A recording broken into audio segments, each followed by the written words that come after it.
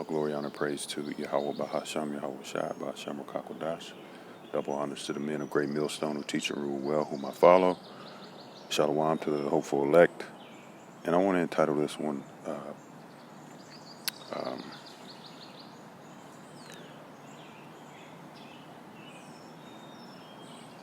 There's Strength in Solitude. And basically want to get into how, in this walk of faith,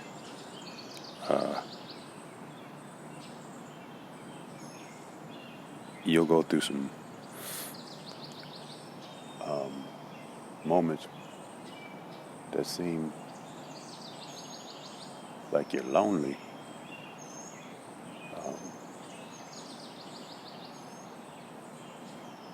But we're never lonely.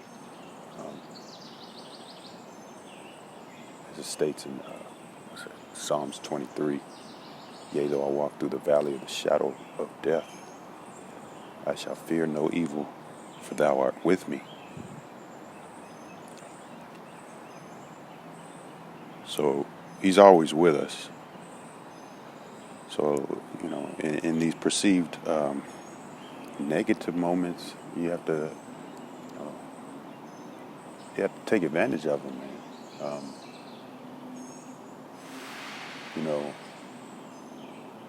A lot of times the Lord is just trying to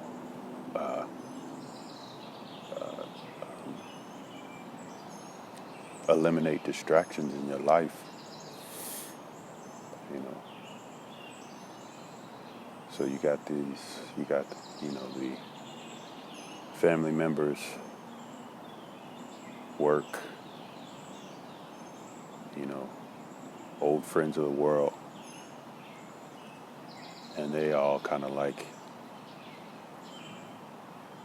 they're on one side of the fence and you're on the other side, and you have this perceived loneliness.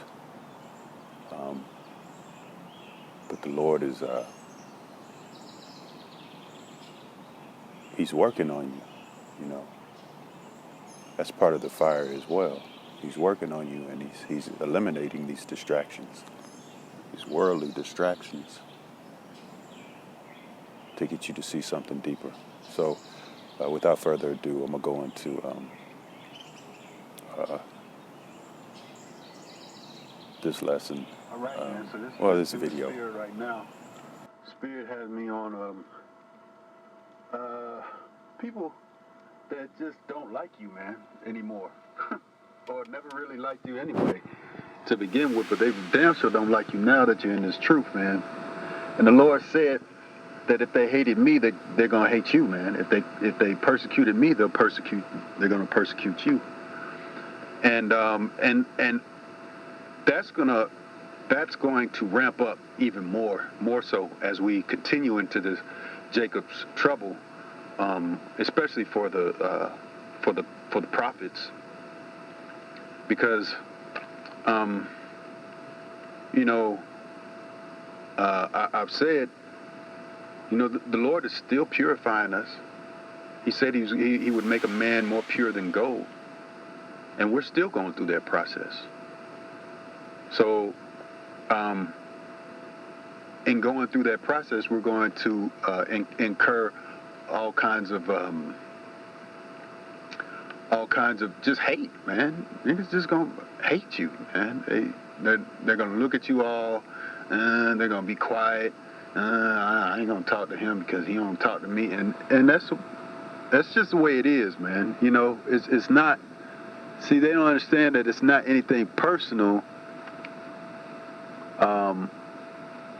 It's just that we're no longer in this world. We no longer identify with this world. So we abstain from a lot of things in this world, man. We abstain from the world, period, to the best of our ability. That don't mean that we don't try to live peaceably amongst all men.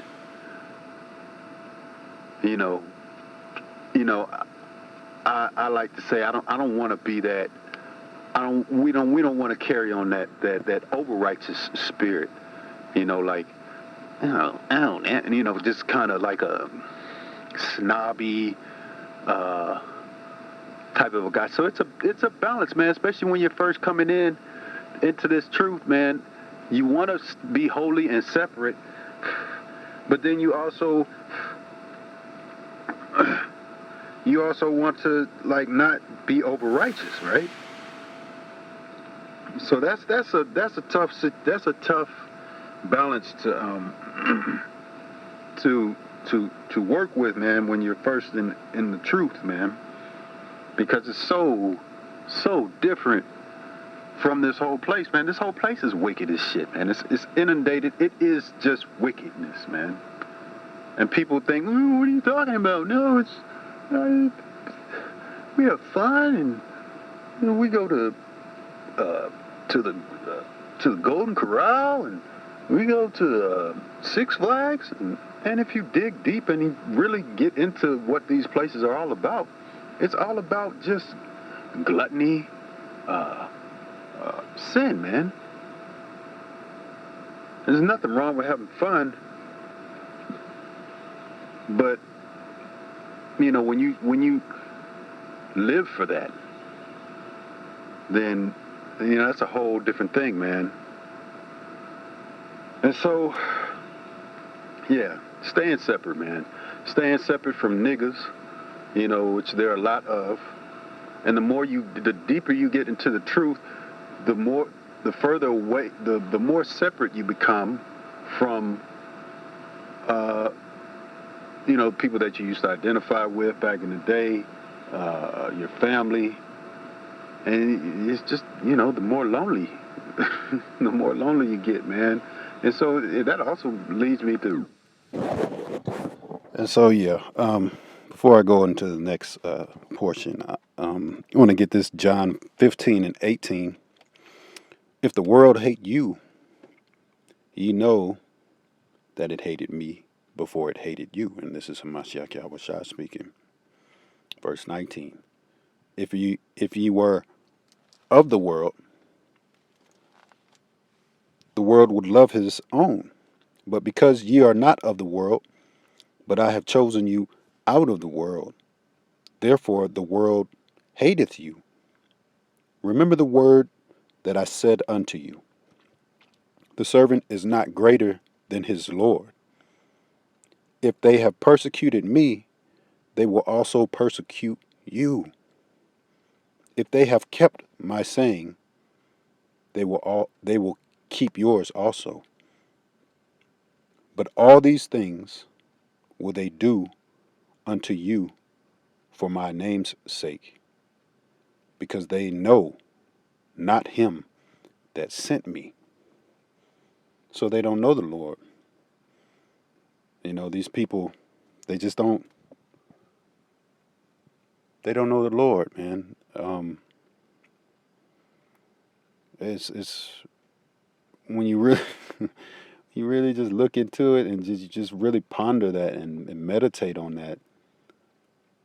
It's such a mind flip, man. Especially when you first get in, you're like, wow, these people really just don't believe. They really don't. Like, what were they doing the whole time going to church and all of that? What? Damn.